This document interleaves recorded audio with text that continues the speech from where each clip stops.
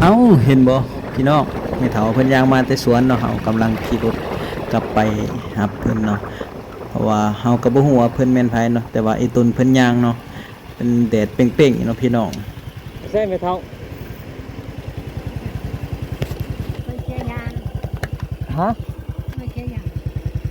จะไปใส่เพิ่นบ่สิไปส่งใกล้บ่ให้ใกล้บ่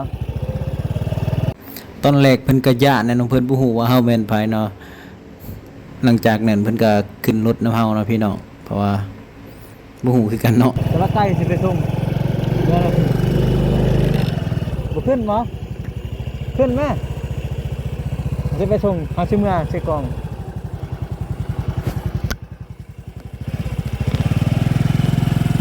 แล้วอ่ะ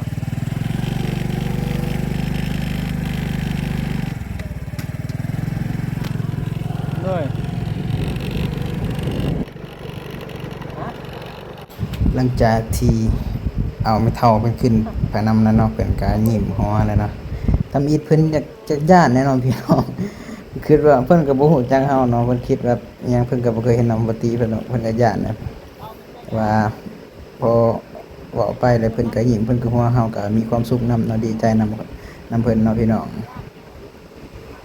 เพิ่นก็ถามข่าวๆเนาะบ้านเมืองว่าลูกหลานนี่อยู่ไสเพิ่นว่าคือว่าใจดีแท้เพิ่นว่าเฮาเองก็บอกว่าเฮาอยู่ซื้อกองพูนเฮาขี่รถผ่านมาเห็นแม่เฒ่าย่างมาแต่สวนเนาะก็เลยแวะเอาเพิ่นก็ดีใจเพิ่นน่ะโอ้ขอบอกเข้าใจหลายๆนะเพิ่นบอก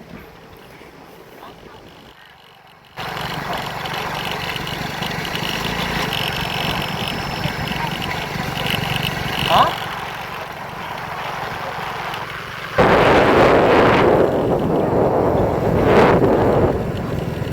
ชื่อนะครับไปส่งที่ต้นงาน